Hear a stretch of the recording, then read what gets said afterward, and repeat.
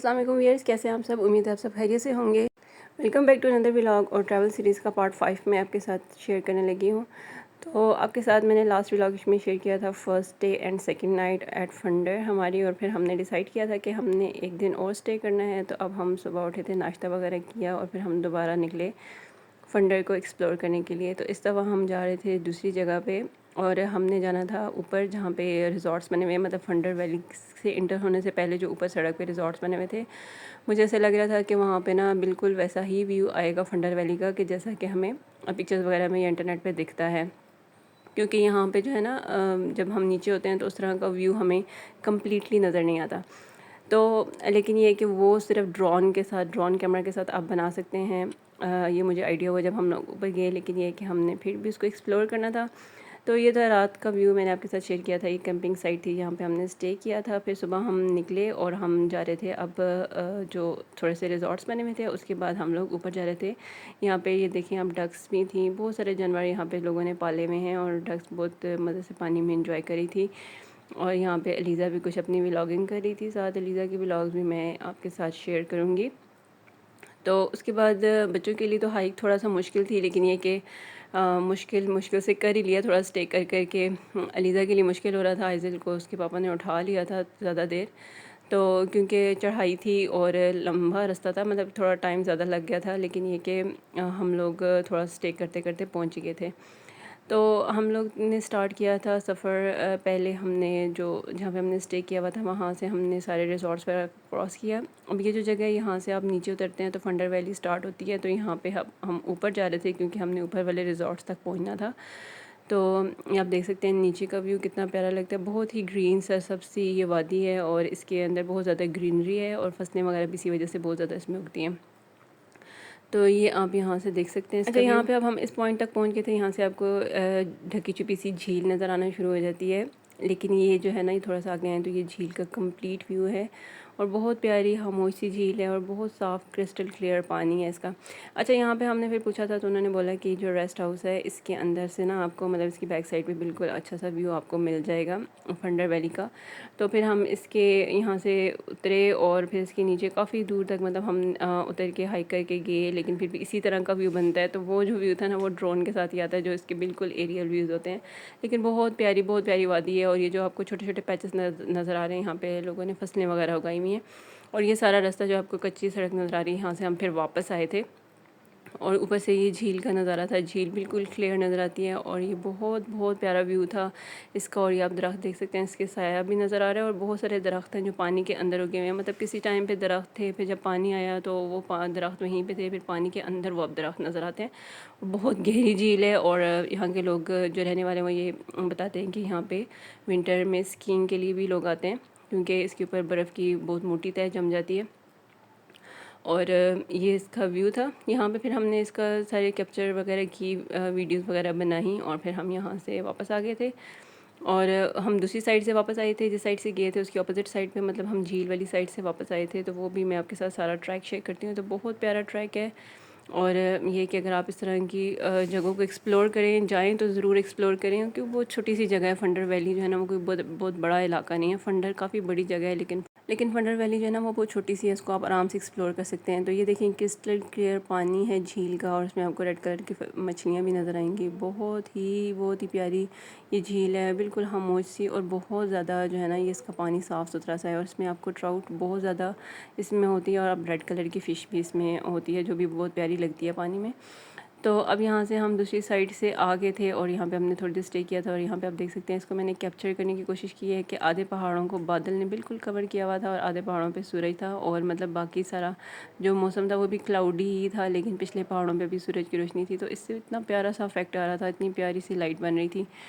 तो बहुत प्यारा मंज़र था, और हमारा लास्ट डे था आज, और मैं बहुत ज़्यादा सैड थी, बिल्कुल भी दिल नहीं कर रहा था इसको छोड़ने को और वापस घर जाने को। फंडर बहुत प्यारी जगह, बहुत पुरसुकून सी जगह थी, और मोस्टली लोग यही कहते हैं कि गिलगित बल्तिस्तान का सबसे ज़्यादा जो पीसफुल एरिया वो यही है। तो मतलब बिल्कुल आपको कोई शोर यहाँ पे आवाज़ नहीं आती है, सिर्फ एक जो इनकी मोटर चल रही होती है, जिससे वो पौधों को पानी देते हैं, बस उसी की आवाज़ आती है। उसके अलावा आपको किसी चीज़ की आवाज़ नहीं आती।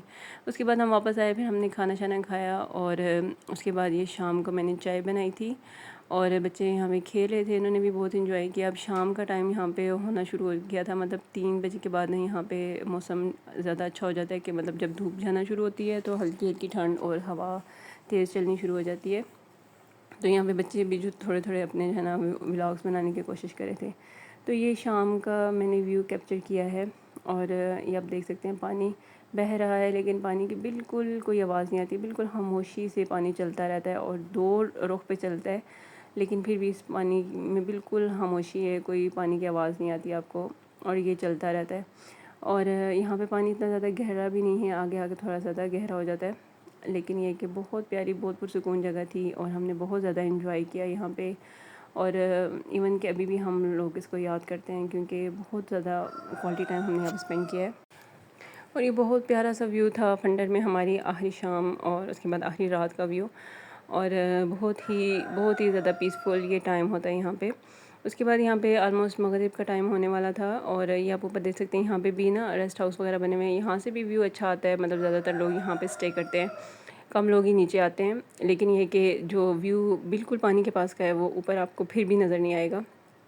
और ये सारे जो है ना इन्होंने कैंप्स वगैरह यहाँ पे बनाए हुए थे और उसके अलावा आप इसमें खुद भी कैंपिंग कर सकते हैं। तो मैं ज़रूर रिकमेंड करूँगी कि जो लोग भी अभी भी ट्रैवलिंग कर रहे हैं या वो नॉर्थ में आना चाहते हैं और उनके पास अच्छी गाड़ी है, ऊंची गाड़ी है, तो वो ज़रूर आएँ, फंडर को एक्सप्लोर करें। और इसके अलावा जो अगर कोई इंतज़ामिया में है गिलगित का, तो काइंडली जो है वो इस इलाके के लोगों के खातिर जो है ना वो थोड़ा सा सड़क के ऊपर फोकस करें, क्योंकि बहुत ज़्यादा सड़क ख़राब है।